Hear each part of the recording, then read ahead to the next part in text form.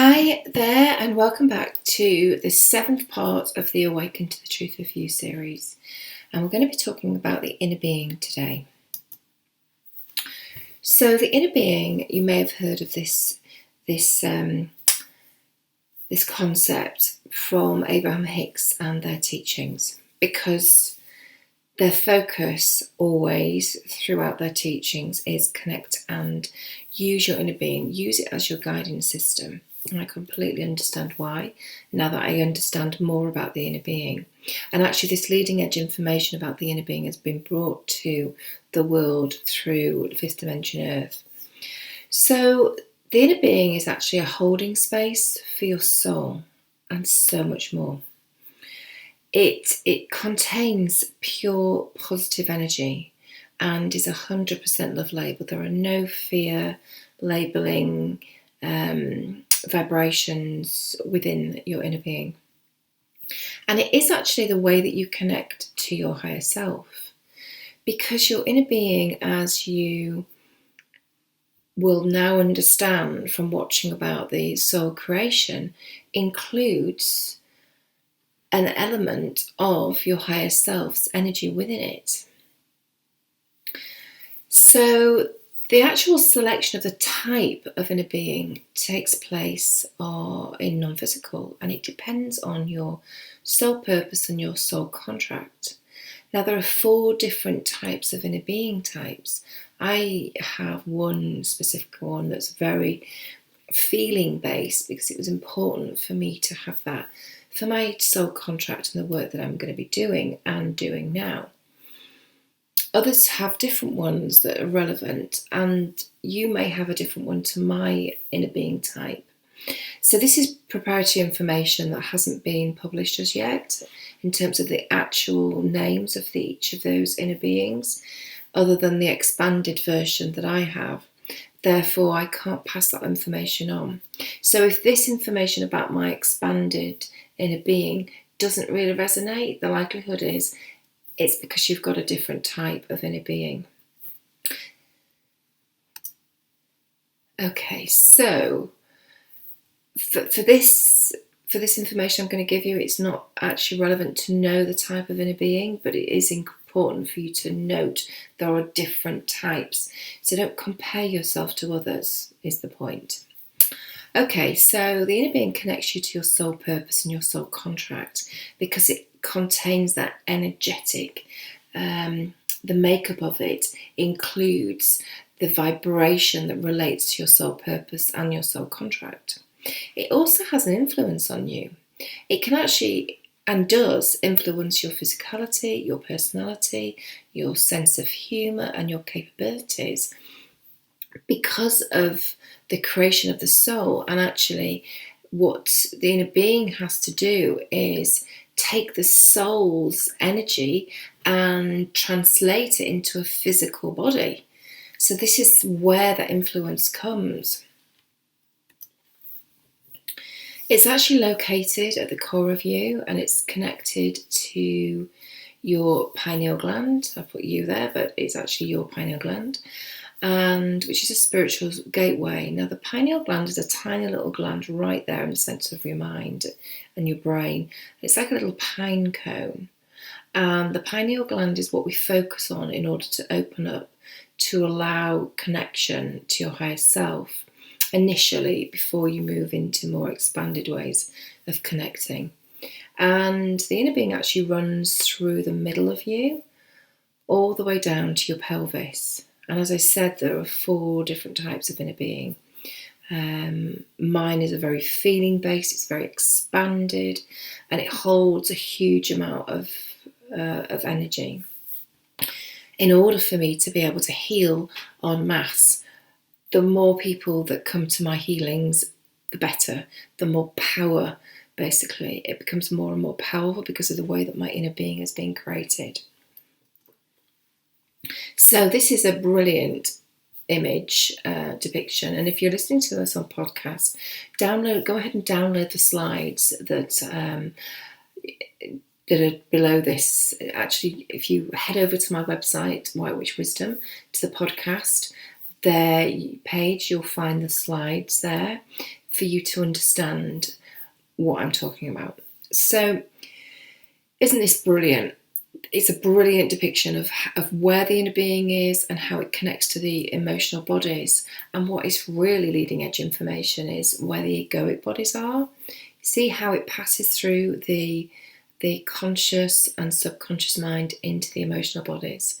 And so it's the egoic bodies, the energetic bodies on either side are actually really important for you to feel, contrast, basically. It's your egoic bodies that help in that contrast creation. And as you've learned earlier in the obstacles that you need to overcome, and contrast will enable the creation of desires in order for expansion. So we have been physically made perfectly in order for us to feel the contrast so that we can decide upon and become really clear about our desires so that we can start to expand. So expansion is the goal, absolute goal of being in physicality. And it's actually, when we talk about expansion, it's your inner being that expands. And as your inner being expands, your higher self expands, because it can't not. Because even though it is separate in energy, it's symbiotic in the way that it works together. You are separate and also included within your higher self's energy. So the aim is to expand. When you come into this physical world, the aim is to expand from the original level of 1. And you can go beyond. So anyone that gets to 1.1, that's about 10% of the population. 2.0, 3% of the population. These are your gurus. These are these people that have gone through horrendousness and still come out the other side feeling and looking and loving and not forgiving but forgetting. Nelson Mandela is a perfect example. If you've ever watched that film Invictus, it just shows honestly what he did when he shifted from violence to literally forgiveness. He used to call it forgiveness, because otherwise he would never be free.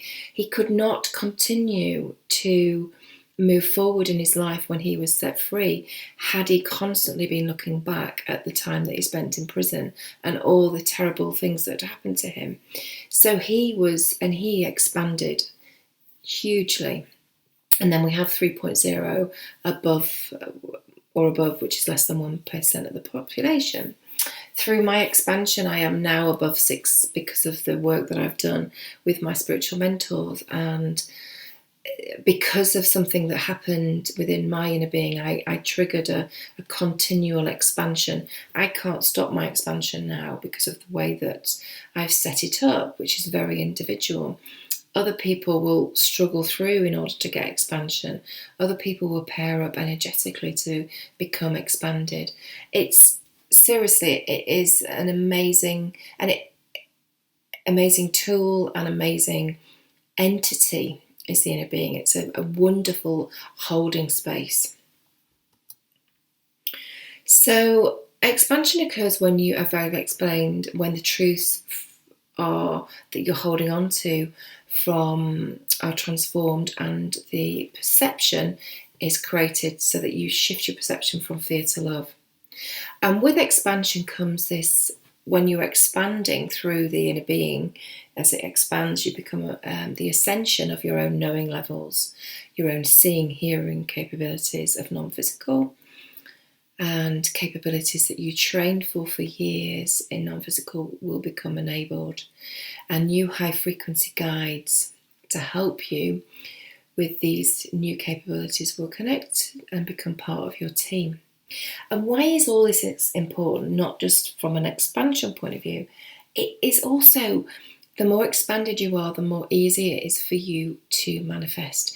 You become more aligned with your soul contract. You actually align eventually to it completely. All the pre-manifested, amazing, wondrous things start to pop in, as well as the predetermined ones. So the predetermined aspects of your soul contract, if they're wondrous, they will only be happening in your life if you set out and actually expand it to a certain level, because it's a case of what if then. So if you expand to XYZ level, you will get this amazing, wondrous thing. If you don't expand to XYZ level, you'll get something else that is still equally lovely, but not the same wondrousness. That's a perfect example of why expansion is really important. You'll be able to see things from the vibration of love. You'll be able to appreciate love. This is, in essence, you're moving more and more towards step 5. Step 5 of the Abraham Hicks process. They talk about the 5 steps, and step 5 is where you are balanced, you're loving, you can only perceive love, you see love from every perspective, whatever's going on, and that is alignment, and that brings you to manifesting. And the whole point of all of this is to talk to you about how to take your manifesting to the next level. And this is so important, which is one of the reasons why Abraham talks about aligning and your inner being is your guidance system, because if it feels icky or uncomfortable or nasty or whatever, it's because you're not aligned to your inner being. The further away you are from how align to your inner being, the more unpleasant it feels, which is why they say follow the joy. Feel the joy, feel excited, and follow whatever makes you feel joyous and excited, because that takes you back always into your inner being, because that's how it feels in there. So it's aligning you to that inner being. Hence, it then allows your vibration to resonate with and attract those amazing desires that you've asked for within your vortex. And then, in essence, that is how the whole process works in terms of manifesting, when like attracts like.